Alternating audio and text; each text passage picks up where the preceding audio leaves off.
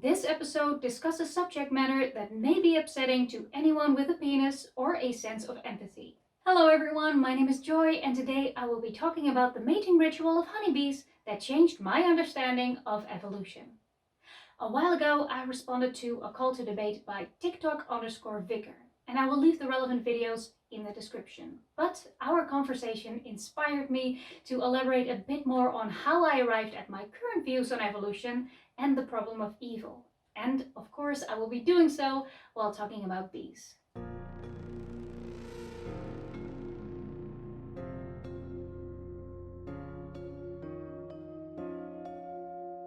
The Apis mellifera, or western honeybee, among other species, displays a behavior that has affected my view on evolution and helped me better understand its mechanics. For this species, only one queen per colony mates and lays eggs, and male honeybees are the result of a specific feeding method by the female worker bees. This allows hives to control their population of queens and sexes. At the start of her reign, a queen bee performs one or more mating flights, during which she mates with several males and stores the semen in her body where she can keep it viable for several years. Some studies revealed that insemination alters the activity of genes related to vision in a honeybee queen's brain. This could be one way for the males to prevent queens from embarking on additional mating flights. Now, losing vision and almost constantly laying eggs for the rest of your life seems like a bad deal. However, the male bee's fate is hardly the cleaner end of the stick. The ejaculation of a male honeybee is so forceful it can be heard by the human ear as a popping sound. This is the sound of the bee's testicles rupturing. Relatively often during the mating process, the male bee's genitalia will remain stuck in the queen as the male pulls away, essentially disemboweling him by his penis, meaning that the next male will pull out the previous penis before mating.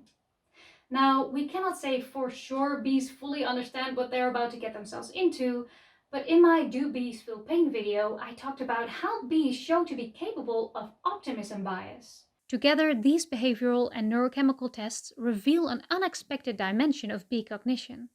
Scientifically, we can say that bees have a persistent state of negative affect that is triggered by agitation, associated with system-wide changes in neurotransmitters and causes clear, measurable cognitive biases.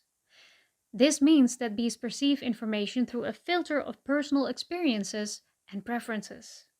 Yet they can see this happening in front of them and are still willing and ready to perform. A queen would not settle for less. Shortly after the queen ends her mating flight, any surviving males are eventually ejected from the hive as they are otherwise useless. This seems like a waste of resources. Not to mention cruel to raise and feed the larvae of a part of the population that cannot defend the hive because they have no stinger, doesn't gather pollen or nectar, doesn't raise larvae, and doesn't fly very well, only to eject them shortly after like an empty go-gur to starve or freeze to death.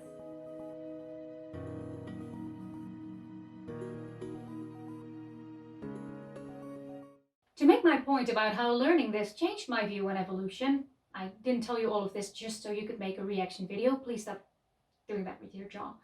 I somewhat misunderstood the process of evolution when I first read that it selects for beneficial traits. Now, back then, I interpreted this as beneficial to the next generation of this animal and the survival of the species.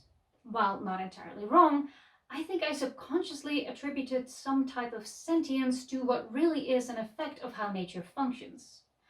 Now I think it's more accurate to say that evolution selects on whatever doesn't prevent the species from producing offspring, regardless of how horrifying, brutal, and painful the process or the resulting lives may be. Such as the life of the male honeybee. It really is honey nut Cheerio.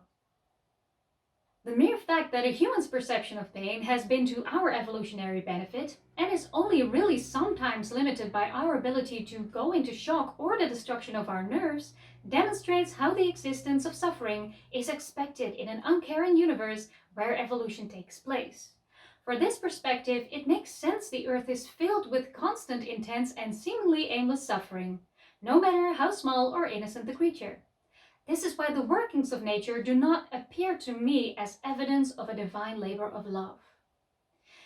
In short, For as far as we know, for the overwhelming majority of time, the universe will be dark, cold, and lifeless. In only a sliver of incomprehensibly small time and space, we are born with the evolutionary purpose to avoid suffering, given only a body evolved to experience it, and a world determined to cause it. Bye!